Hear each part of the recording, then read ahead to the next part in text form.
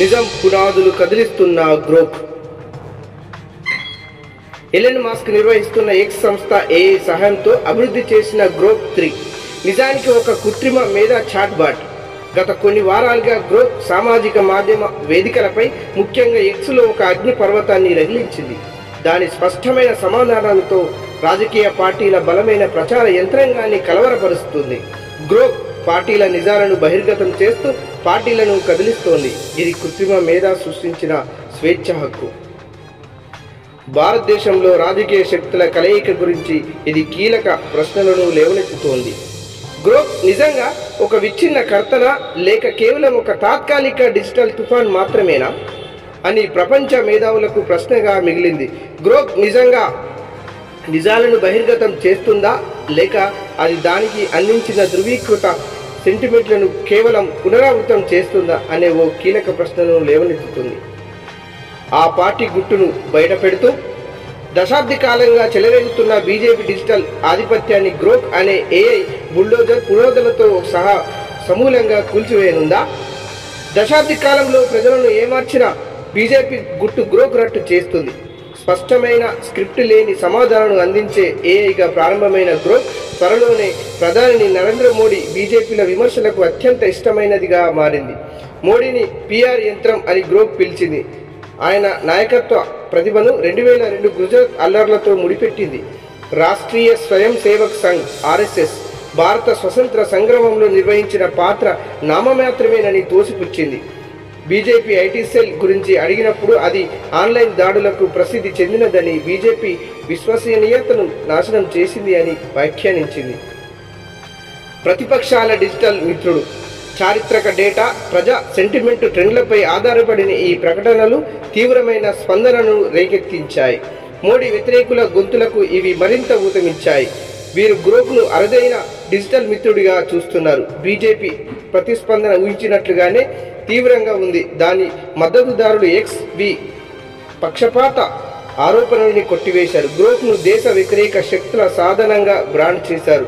సామాజిక మాధ్యమ దాడులు, స్క్రిప్ట్ చేయబడిన ఇంటర్వ్యూలు, బలమైన ఐటీ సెల్ ద్వారా కథనాలను నియంత్రించడంలో పైకి ఎదుగుతా వచ్చిన బీజేపీకి ఉన్నట్టుండి ఇలా గ్రోక్ ఆవిర్భావం జీవితకాల సవాలుగా కనిపిస్తుంది. ప్రతిపక్షాలు గ్రోక్ను బీజేపీ నకిలీ ప్రచారాన్ని కూల్చివేసే శక్తిగా పేర్కొంటూ సంబరాలు జరుపుకుంటున్నాయి. నియంత్రణకు కేంద్రంగా మల్లగుల్లాలు. అయితే గ్రోక్ నిర్మితిలో లోపాలు లేకుండా లేవు. అది కొన్నిసార్లు దూషణలు, బూతు ప్రయోగాలకు వెళ్తుందనే విమర్శలు వచ్చాయి. ఇది దాని విశ్వసనీయతను దెబ్బతీసే ప్రమాదం ఉంది. లిబరల్స్ దాని ధైర్యాన్ని ఆనందిస్తుండగా విమర్శకులు ఈ అడావిడి అతియోశక్తి అని వాదిస్తున్నారు. గ్రోక్ ఇస్తున్న సమాధానాలు ఎక్స్ డేటా సమూహపు అస్తవ్యస్త స్వరాన్ని ప్రతిబింబిస్తాయని, అవి ఉద్దేశపూర్వకమైన భావజాలంతో భాగమని అంటున్నారు. మరి గ్రోక్ నిజంగా నిజాలను బహిర్గతం చేస్తుందా లేక దానికి సంబంధించిన ధృవీకృత భావనలను కేవలం పునరావృతం చేస్తుందా? మోడీతో పోలిస్తే రాహుల్ గాంధీకి అనుకూలంగా వ్యాఖ్యలు చేయడం లేదా ఎన్నికల సమగ్రతను పరిశీలించడం ఇలా ఒక అరుదైన వ్యతిరేక దృక్పథాన్ని గ్రోక్ అందిస్తుంది. అయితే గ్రోక్ ప్రభావం ఎక్కువ కాలం ఉండకపోవచ్చు. ఎక్స్ ఏఐపై నియంత్రణ, ఒత్తిడి లేదా స్పష్టమైన నిషేధాల ద్వారా గ్రోక్ను నిశ్శబ్దం చేయడానికి కేంద్ర ప్రభుత్వం మార్గాలను అన్వేషిస్తుందని సూచిస్తున్నాయి. నిజం వైపు అన్వేషణ. గ్రోక్ ప్రభావాన్ని సంశయంతోనే తీసుకోవాలి. ప్రజా డేటాపై అది ఆధారపడటం వల్ల భారతదేశంలో సాగుతున్న చర్చ సంభాషణల్లో స్వాభావికంగా ఉన్న పక్షపాతాలకు గ్రోత్ అతీతంగా ఉండదు. ఇలాంటి ఏఐ చాట్బాట్ అయినా సరే శిక్షణ పొందకపోతే అది పక్షపాత రహితంగా ఉండదని నిపుణుల వాదన. గ్రోక్ డేటాను ఎక్స్ నుండే తీసుకుంది కాబట్టి అనివార్యంగా వివాదాస్పదంగా మారుతుంది. అంతేకాక దాని సృష్టికర్త ఎలన్ మస్క్ ఈ వివాదాన్ని నవ్వుతూ తోసిపుచ్చడం చూస్తే అతను ఈ అస్తవ్యస్తను ఆనందిస్తున్నాడని అర్థమవుతుంది. గ్రోక్ ఉద్దేశాలపై ఇది సందేహాలను లేవనెత్తుతుంది. ఇది నిజం కోసం అన్వేషణ చేస్తుందా లేక భారత్ లాంటి పెద్ద మార్కెట్లో ప్రభావాన్ని చూపించే ఆట? గ్రోక్ రక్షకుడా, విలనా?